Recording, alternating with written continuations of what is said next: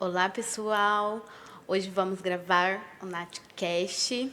Vamos falar sobre diálogos internos. E para isso, uma convidada especial, Rita Ferreira. Rita, mediadora de conflitos, terapeuta familiar e fundadora da Astrogenealogia Brasil. Rita, gratidão pelo estar participando aqui do NatCast. Conta aí um pouquinho sobre sua história, o seu passatempo, como que foi até chegar até aqui onde você está hoje. Bom dia, pessoal. Eu quero agradecer a todos que estão acompanhando. Agradeço a Nath pelo convite. A gente vai falar um pouquinho hoje sobre conflitos, né? É uma coisa que eu venho desenvolvendo bastante a partir das minhas próprias experiências. Comecei a minha história a partir de uma dor pessoal, e aí a partir disso fui fazendo os meus próprios desenvolvimentos, e aí a gente começou a trabalhar um pouco, a falar um pouco mais sobre os nossos conflitos internos, né? Que é o assunto que a gente vai trabalhar um pouco aqui. O que é isso, né? Na verdade, as pessoas me perguntam, né? O que são diálogos internos? Como eu curo isso? Como eu faço isso? O como, acho que é uma das grandes perguntas que as pessoas fazem. É, Na verdade, a gente pode falar que a própria cura, o próprio processo, ele já é a cura, né? Sim, Quando a gente fala de diálogos internos, a gente pode pensar em nós mesmos como assim, aquelas vozes que a gente escuta, que as pessoas às vezes não dão importância, alguns chamam de intuição, alguns chamam de outras coisas mais complexas, tem vários nomes para isso, mas em suma, o ser humano ele é feito de várias partes e os diálogos internos eles fazem parte disso. Então, uma coisa que a gente sempre brinca nos atendimentos, nas conversas, é que parte a gente quer levar para algum lugar. Hoje, por exemplo, antes da gente entrar aqui, brincando, fazendo algumas brincadeiras para descontrair, a gente trouxe um pouco da criança, né, para gravar. Na hora que a gente vai falar um pouco sobre isso, que é um assunto mais sério, mais complexo, a gente fala do adulto, que são as partes, são os diálogos internos de cada ser humano. Como é que a gente desenvolve isso? Existe uma teoria, existe um roteiro? Eu acho que isso faz parte de cada pessoa. Posso falar um pouco de mim, né, da minha história, como que eu cheguei nisso. A partir de uma própria dor pessoal, a gente começa a fazer certos desenvolvimentos, terapias, buscar autoconhecimento, e a partir disso fui trabalhar com mediação de conflitos, que é um assunto pouco divulgado no Brasil. O judiciário ele está ainda desenvolvendo isso desde 2010. Poderia estar um pouquinho mais divulgado, infelizmente não temos tantas facilidades para falar sobre isso, mas sempre que a gente pode, é bom a gente trazer o assunto, né? Quando a gente fala de conflitos, são os próprios conflitos que começam dentro da casa e depois vai para o social, para a escola, para as pessoas, para as relações. E aí dentro disso a gente começa a se auto-investigar. E na mediação, por exemplo, dentro do judiciário, nós trabalhamos com famílias e elas trazem as próprias questões de pensão, de guarda. E dentro desse processo de 4 anos do Tribunal de Justiça, depois fui trabalhar com a parte terapêutica, porque na mediação a gente não pode trabalhar com essa parte, mas de vez em quando a gente sempre dá um toque para as pessoas que estão ali, porque sempre é bacana a gente entender que somos seres humanos e existe essa parte. Então, depois a gente vai para a parte terapêutica. Então, eu comecei a estudar isso e o meu trabalho ele é feito a parte peculiar dele é que a gente trabalha com a árvore genealógica e precisa só da data de nascimento para a gente investigar a árvore familiar da pessoa. E dentro disso a gente vai investigando os conflitos internos e inconscientes que tem dentro daquela história familiar. E que a gente no agora costuma repetir por conta exatamente do inconsciente. Porque dentro desse cenário nós temos certos padrões e que quando a gente não entende, nós vamos tendo a tendência de repetir em todas as relações. Então, o que começa internamente, ele vai refletir na sociedade. E a partir desse momento é que a gente começa a trabalhar isso dentro dos âmbitos. O jurídico é um âmbito, outra área social é a terapia, dentro dos grupos, dentro da política, dentro da escola. E aí, conforme a gente vai fazendo esse trabalho, vai fazendo essa integração dessas partes, é que a gente vai construindo um ambiente melhor, uma escola, uma empresa. Então, isso é parte dos nossos diálogos. E dentro desses diálogos, nós trabalhamos com o adulto, a criança e o pai, a nossa autoridade construída, o adulto e a criança. E aí a gente vai transitando, trabalhando, desenvolver dessas partes dentro de cada um. Então, quando a gente vai para o trabalho, a gente leva o adulto. Quando a gente vai brincar com os filhos, leva a criança para ficar uma coisa mais leve, né? mais leve, mais tranquila. Quando a gente vai, por exemplo, para uma escola e leva só o adulto, fica só aquela parte, aquela autoridade mais rígida, que é aquilo que a gente aprende nas famílias, do pai e da mãe, aquelas regras morais, que nada pode, que tudo não é permitido, que a gente não pode isso, não pode aquilo, a gente acaba se tornando um adulto muito rígido. E aí é o que a gente chama da autoridade, mas é aquela autoridade que vem das crenças familiares, e isso acaba desequilibrando. Então, quando a gente consegue trabalhar de forma integrada essas partes e sabendo transitar por elas, esse é o caminho para a gente trabalhar um adulto mais saudável, uma pessoa mais integrada.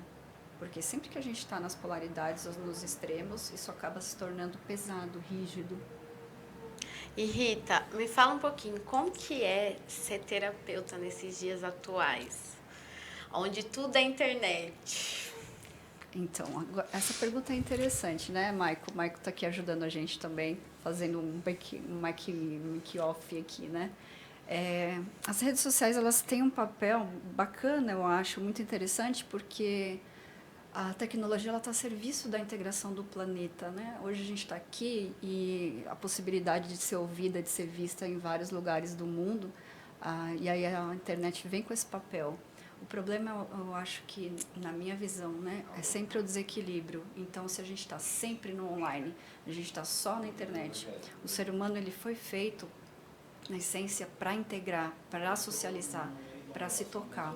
E a internet, ela, quando está em desequilíbrio, a gente vai ficar só no online, só no home office. Cadê a integração? Existe a parte instintiva da procriação, das relações, do toque. Tem pessoas que vão adoecer por falta do toque. A pandemia, ela trouxe esse cenário. E ela veio para mostrar para a gente, ela paralisou o planeta para mostrar para a gente o que a gente estava realmente fazendo com tudo isso. O quanto isso estava saudável e não estava. Por exemplo, nas questões familiares, alguns países, o número de divórcios explodiu, porque as pessoas simplesmente se deram conta de que elas tinham que se relacionar. Então, a pandemia, ela trouxe um pouco desse cenário. E as redes sociais, elas são excelentes, são vitrines, são fontes de ferramenta, de informação muito bacana.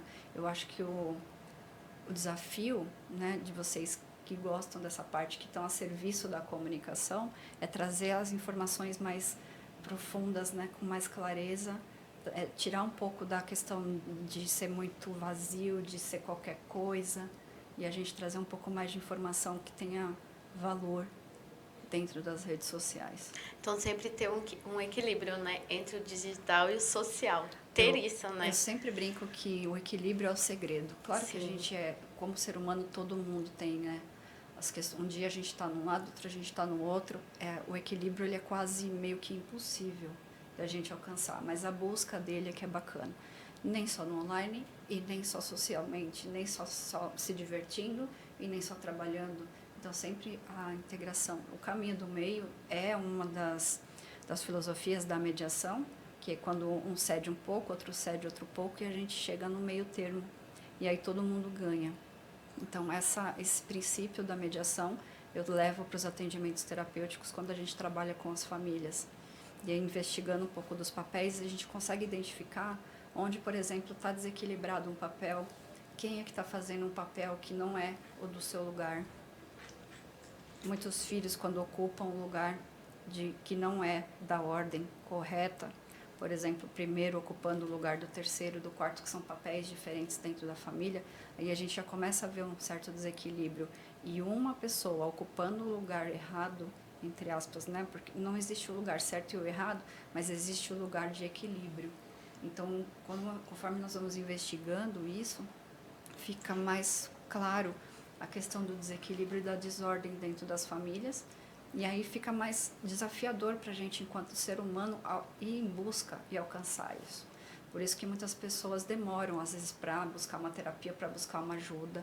Fora as questões também de estereótipos, que tudo certo, antigamente era assim, que não era bacana, que, né, tem vários arquétipos, estereótipos ruins. Mas hoje a gente está entendendo que é necessária essa busca, mesmo que seja com facilitadores de diálogos, seja um terapeuta, um psicólogo, um mediador, alguém que possa te auxiliar nesse suporte. E, Rita, como que eu identifico que eu preciso procurar essa ajuda? Como identificar isso? Essa é uma pergunta interessante, né? Eu acho que cada um tem o seu processo individual, mas assim, o que a gente sempre faz, a pergunta que sempre a gente costuma fazer nas sessões, né, nos atendimentos, até nas conversas, o que te incomoda? E esse incômodo, ele não quer dizer que seja uma coisa ruim, mas é algo que não está bacana, sabe? Quando o quebra-cabeça tem aquela pecinha que ele não está encaixando. Sim.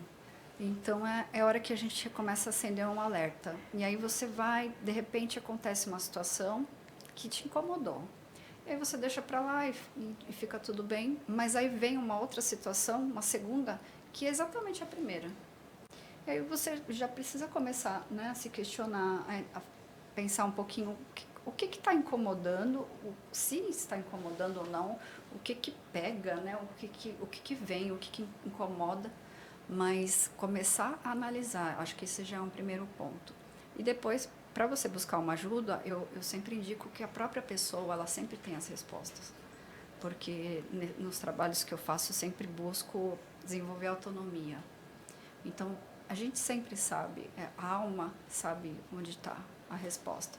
E as pessoas que vêm para te ajudar, para te auxiliar, para te trazer algum tipo de suporte, elas vêm na mesma frequência que você está buscando. Então, a gente sempre tem a resposta dentro. E o entorno, ele é atraído por ressonância, exatamente naquilo que você já precisa. E a gente começa investigando, assim, quando algo incomoda. Eu acho que o incômodo, essa é sempre a palavra que eu costumo usar. O que te incomoda? O que incomoda. E pode acontecer de às vezes a gente saber a resposta, tá dentro de nós, só que por conta da questão do dia a dia, trabalho, a gente não conseguir identificar isso, a nossa mente ela pode atrapalhar ou não? Tem algo relativo a isso? Primeiro que a gente não é condicionado, não é ensinado a lidar com as emoções, né? Então, assim, até brinco, eu atendo muitas pessoas trabalho com signos, né, na astrologia e com as memórias dentro dos mapas, e a gente trabalha com as 4 memórias que são ligadas aos elementos. Os 4 elementos do Jung: fogo, terra, ar e água. E quando o cliente é muito mais ar, ele tem, por exemplo, essa memória dentro da família, são muitas pessoas que são muito racionais, por exemplo, eles querem explicar. Eles querem explicar as emoções. Então, isso já é um grande indício do quanto a gente não sabe lidar com o que sente. Então, isso já é uma questão que pode ser que incomode. E aí ela não sabe lidar. O que elas costumam falar, eu não sei explicar. Sabe aquilo que eu sinto e eu não sei explicar? Sim. Sabe aquilo que me incomoda e eu não sei dizer? Eu sinto um aperto, mas eu não sei se é angústia, se é dor no estômago. A pessoa não sabe identificar o que está sentindo.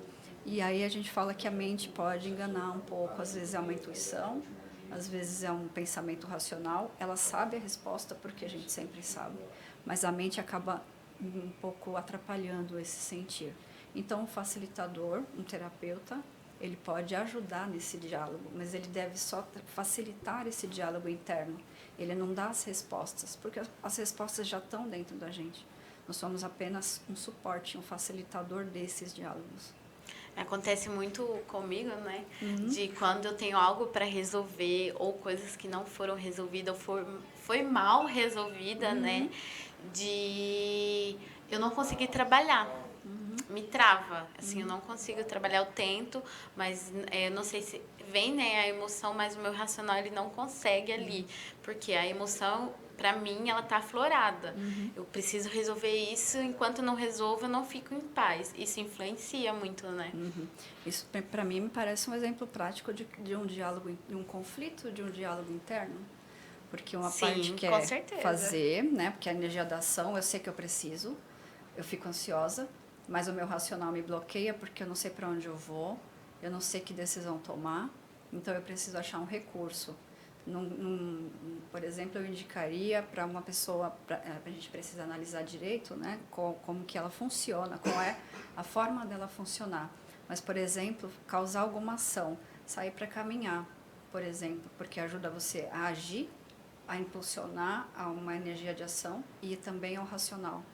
E aí, na própria caminhada ou numa meditação, a própria resposta já vem. E aí elas entrariam como esse recurso que um facilitador, como uma pessoa, por exemplo, ela exerce.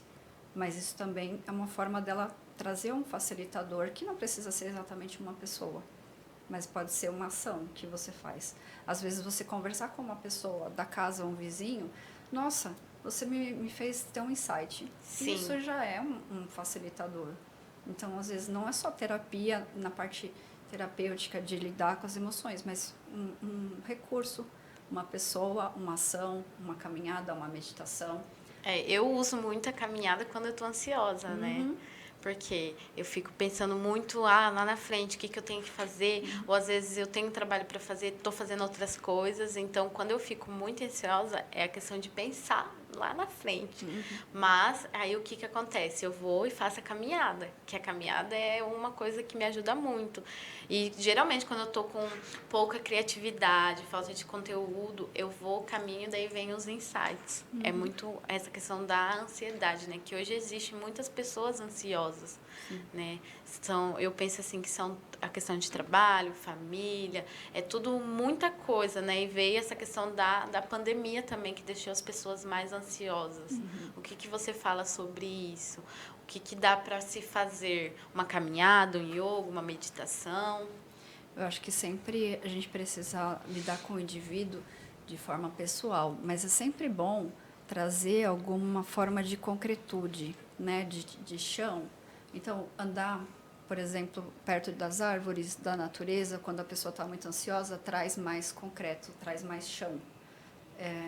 Você também ajuda no racional, ficar mais inteiro, mais centrado. Yoga, pilates, coisas que te fazem contato com coisas, com o chão, com pessoas, para você trazer a mente para o centro, para te trazer centramento. Isso sempre ajuda, porque a ansiedade ela é um mecanismo da mente de achar que a gente está no futuro, mas as coisas nem aconteceram, mas a mente já está lá.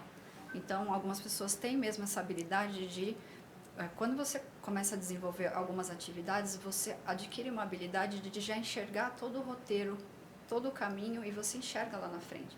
Mas a gente tem que estar no agora. Então, ok, eu já vi 3 ou 4 passos à frente e agora eu volto para o presente para eu poder fazer as ações certas. Porque se eu identifiquei que lá na frente isso pode não ser bacana, eu volto 2 a 3 passos, eu faço as ações corretas e já corrijo o que tiver errado lá.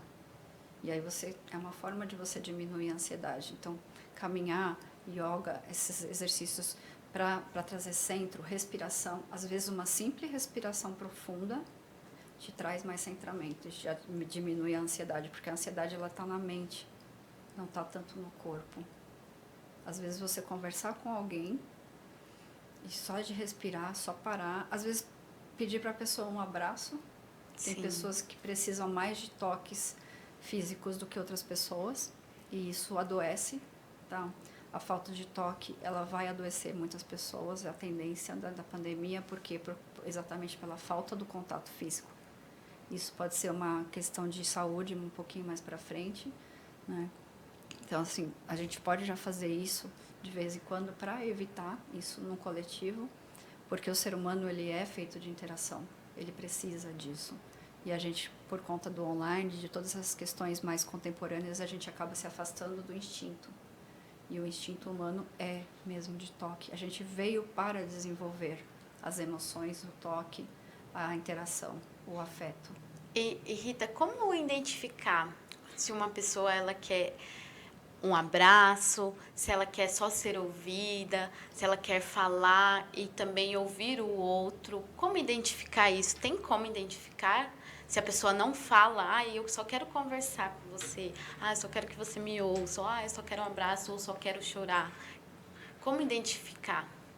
Então, eu Tem acho que como? isso pode, a gente precisa desenvolver essa habilidade, né? Uhum. Quem não precisa exatamente ser um profissional terapêutico, né? Quando a gente trabalha com pessoas, por exemplo, um balconista, uma manicure, um cabeleireiro, a pessoa ela já vai desenvolvendo essa habilidade de lidar com pessoas. Então, aos poucos, ela já vai. Quando você tem muita convivência com uma pessoa, ainda que ela não seja de fórum íntimo, né, um amigo, um cônjuge, alguma coisa nesse sentido, mas que você atenda aquela pessoa, aos poucos você já vai conhecendo a forma dela funcionar.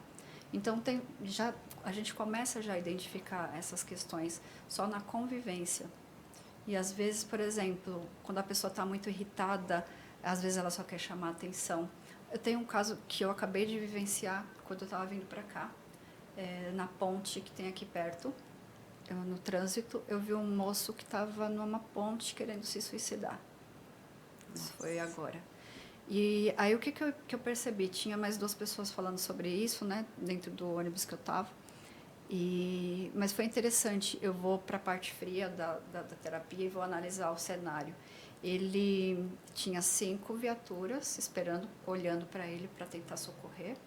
E de onde eu estava, consegui ver que ele estava sendo assistido e os homens que estavam lá estavam tentando dialogar. Mas o que eu achei interessante é que ele estava do lado de fora, pendurado, se segurando, mas se ele caísse, ele ia cair no rio. Nossa. Então, assim, não tenho nenhuma parte médica, tá? Eu vou só colocar aqui algumas questões. A possibilidade dele não morrer ali é grande. Ele poderia se acidentar, quebrar algumas coisas, algumas partes do corpo, mas ele possivelmente não ia morrer. Então, assim, ali é um exemplo de um diálogo interno de um conflito, porque uma parte não quer ficar, porque talvez tenha alguma situação muito complexa e que ele não está dando conta, e isso está crescendo, infelizmente, a gente precisa falar sobre isso, por isso as terapias estão aumentando, várias técnicas alternativas, e quando a gente pode, a gente sempre fala disso, porque é normal o ser humano se sentir dessa forma, mas existem vários sintomas, várias causas pelas quais a gente passa por isso. E aí, se ele caísse, possivelmente ele não ia atingir o objetivo que era o que ele estava mostrando. Então, assim, uma parte queria e a outra parte não. Então, ele não iria possivelmente atingir o objetivo dele. E como é que a gente identifica isso? A gente desenvolve essa análise de comportamento. O comportamento da pessoa não é o mesmo, não explica o que ela quer. Então, possivelmente, ou uma parte dele queria muito aquela atenção. A única forma dele conseguir aquilo foi daquela forma. Foi dessa forma. Então, e o objetivo dele não ia ser atingido, ele não ia morrer. Possivelmente ele poderia ficar tetraplégico. Então, assim, é complexo a gente falar do ser humano, porque às vezes a gente fala que quer uma coisa e na verdade demonstra outra. E geralmente o comportamento ele demonstra muito mais do que a própria fala. Por isso a gente observa os comportamentos. Isso é uma coisa que na pandemia mudou um pouco dentro das terapias, porque antes a gente analisava muito nos atendimentos a expressão corporal. E hoje no online a gente tem só uma parte da pessoa para analisar. Então, por exemplo, eu estou com as pernas fechadas aqui, falando com vocês, com as pernas cruzadas. Vocês veem só uma parte do corpo, então assim, não sabe como que a gente está por dentro. Então, as emoções, né? Na questão do online, a gente tem essa dificuldade, a gente teve que se adaptar. Então, como que a gente pode fazer para melhorar isso? Fazer a pessoa andar dentro dos atendimentos, né? Pedir para ela se movimentar, porque a própria expressão corporal dela já mostra muito mais do que ela está dizendo. E existe ainda muito julgamento, né, sobre essa questão de depressão, ansiedade, ou um filho, meu filho chora demais, ou é arteiro, ou é quieto demais. Tudo tem algo por trás, né? Não é julgamento. Se uma pessoa ela é quieta, é alguma coisa. Conflito seria conflito dela interno por ela ser quieta demais, ou às vezes chorar. Tem isso, né, Rita? Sim. Ainda. Dentro da terapia, a gente sempre vai investigar o que está por trás daquela ação. E, além das questões de ansiedade, como você colocou, tudo que é muito, é sempre bom observar, especialmente nas crianças. É saudável a criança ser arteira, ela querer brincar, ela se divertir, ela fazer arte é saudável. Sim. Só que às vezes ela quer fazer muito, ou ela fica muito apática. Então isso já é um indício de alguma coisa que a gente precisa olhar. E aí, quando isso não é visto na criança, aí tem N situações, né, que isso pode acontecer. Pode ser uma gravidez gemelar, pode ser um excesso, alguma perda dentro daquela árvore, dentro daquela família, que essa criança está inconscientemente atrelada a isso, então ela não se sente pronta para viver. Então, tem N questões. E a forma como a gente vem lidando com isso, os profissionais da área da saúde, eles costumam indicar remédios, né? E nesse trabalho que eu desenvolvo, não sou adepta a esse assunto. Prefiro que a gente investigue antes de chegar nesse cenário, porque a criança, ela não tem a maturidade de entender o que ela faz. Então, dentro do trabalho, nós trabalhamos com a lealdade, que é a parte inconsciente e arcaica dentro do inconsciente familiar. E as crianças são as que mais sofrem com isso, porque ela, por amor aos pais, elas se atrelam a grandes questões familiares para que eles não precisem passar por aquilo. E quando não existem crianças, são os animais que fazem esse papel. Então, a gente precisa estar muito atento àquela criança quando ela está muito, ou aquela pessoa que está muito, ou ela é muito apática, ou ela é muito séria, ou ela é muito falante, para ver o que ela está tentando mostrar para a gente. Então, o exemplo dessa pessoa que eu trouxe é um exemplo disso. Ele pode até querer fazer uma coisa, mas o que ele está mostrando é outra. Na verdade, ele só está precisando de atenção, na minha análise superficial do que eu consegui entender, né? Mas, assim, é sempre bom a gente prestar muita atenção no comportamento, mais do que na fala, porque o comportamento ele sempre mostra mais. Como a gente está falando da criança, né, de nós, o que os nossos pais, os nossos avós, nossos bisavós, nossa geração lá atrás passou, diz muito sobre quem somos? Olha só, o Jung tem uma frase que é bacana, que enquanto a gente não sabe, não conhece o nosso passado, a gente tende a repetir. E nós usamos praticamente 5% do nosso consciente, o restante é inconsciente. Então, no trabalho que nós desenvolvemos com as famílias, né, na terapia familiar, a gente trabalha todo o entorno, todo o sistema. Conforme nós vamos investigando, nós vamos percebendo o quanto no agora nós repetimos isso. Então, nas relações, isso é muito, muito, muito fácil de identificar. Nos casamentos, nos namoros, o padrão que nós temos de relacionamento dentro da família, nós tendemos a buscar ele nos próximos relacionamentos. E quando a gente consegue mudar isso, só quando começa a incomodar. Porque aí você vai falar assim, a gente ouve muito assim, eu não quero fazer que nem a minha mãe. Deus me livre a ter um marido desse jeito. Imagina, meu pai foi assim, assado. Eu não vou ser igual. E é nesse momento que a gente tende a repetir esses padrões. Repetir o padrão da família, né? Pois é, porque exatamente. Primeiro porque nós julgamos e nós não podemos fazer isso. Todo mundo faz, né? Porque é do ser humano. Mas com a consciência que nós temos hoje, nós julgamos. Mas a consciência deles era diferente. Então nós só conseguimos transcender, começar a liberar um pouco desses padrões quando entra na consciência. E aí nós trabalhamos o não julgamento para que isso possa mudar e evoluir. E aí tem uma outra questão que é interessante, né? Quando a gente vai mudar isso, que é transcender, liberar esse padrão, tem a questão do pertencimento. Porque isso também, assim como a lealdade, tem muita força dentro do sistema. Se eu fizer diferente, e aí eu não vou pertencer. E a questão, o senso de pertencimento, inclusive até no mundo corporativo, ele é muito importante, né? Pertencer a uma equipe, pertencer a um clã, pertencer a um grupo, né? Na adolescência a gente tem muito forte isso, né? Quando nós começamos a ir para o mundo, vivenciar a adolescência, preciso fazer parte de certo grupo para eu me sentir parte de algo. E esse pertencimento dentro da família tem muita força. Então, ao mesmo tempo que é legal a gente fazer algo diferente, porque o sistema necessita dessa evolução, de forma inconsciente, temos uma questão de não pertencer por eu fazer algo diferente. E aí a gente está falando de mais um diálogo, um conflito de diálogo interno, né? Então, assim, é muito... Quando a gente fala da teoria aqui, é muito tranquilo, dá para explicar, mas isso vivenciado tem uma outra força. Então, esses são alguns desafios que existem dentro dos trabalhos terapêuticos que a gente coloca para as pessoas refletirem, começarem a entender os padrões. Mas sempre a gente parte do que a pessoa traz e do que realmente incomoda. Às vezes ela traz algum padrão que não está incomodando, que para ela está bom. Por quê? Porque se ela continua naquele padrão, ela continua no sistema. Quando ela começa a entender que ela precisa mudar, que é o que o pessoal costuma falar da famosa zona de conforto, né?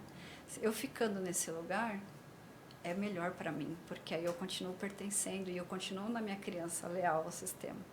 Agora, quando eu vou começar a me trabalhar e me incomodar e começar a evoluir, eu vou para um adulto. E aí é que a gente começa a falar um pouco mais disso. Como é que a gente consegue melhorar, transcender, evoluir, passo a passo, essas questões. Então, a gente se trabalhando, trabalha todo o sistema, né? Tem uma frase do Gandhi que eu uso muito a filosofia da não violência dele nos meus trabalhos, que é: seja a mudança. Seja a mudança que você quer ver no mundo. Porque conforme nós vamos mudando, todo o nosso entorno muda também. Sim. E antes, né, de encerrar, quero aqui agradecer primeiro a Rita, né, pela disponibilidade de estar aqui. Agradecer também ao pessoal aqui, né, ao Michael, nosso filmmaker, ao pessoal da TV, o Wesley, o Aloísio, tá? E aos patrocinadores também do NatCast, que é o Roger, da Automecânica Nossa Senhora Aparecida, lá da minha cidade, de Formosa, do Oeste. Também a Dulce, Helena, minha cabeleireira, que deixa as madeixas mais lindas. E a Astrogenealogia Brasil, que é da Rita. E antes de encerrar, eu quero deixar aqui algumas frases, perguntas para a gente se autorrefletir. O que mais te incomoda hoje? Parar, analisar e se refletir por dentro. O que hoje me incomoda? Quais dores que se repetem e que você ainda não entende por que essas dores estão se repetindo? E quantas vezes você teve vontade de falar e não pôde ou não sentia que podia falar? Parar aí para analisar essas perguntinhas básicas, tá? E, Rita, gratidão pela participação, sucesso sempre. Eu que agradeço, Nath, o convite, agradeço a todos os meninos que estão aqui assessorando a gente. Michael, muito obrigada. A todas as pessoas que se disponibilizaram a ouvir um pouquinho mais do que a gente tem para falar. É sempre bacana a gente falar sobre esse assunto. E quem tiver precisando de alguma orientação, que nos procure, né? Sim. Que possa também trazer sugestões para o programa, né? Que traga sugestões para o NatCast. Sim. Por favor, né, pessoal? Porque é sempre bom sugestões do que pode ser falado, Sim. né? Muito obrigada, viu, a todos. Obrigada e tivemos no próximo encontro.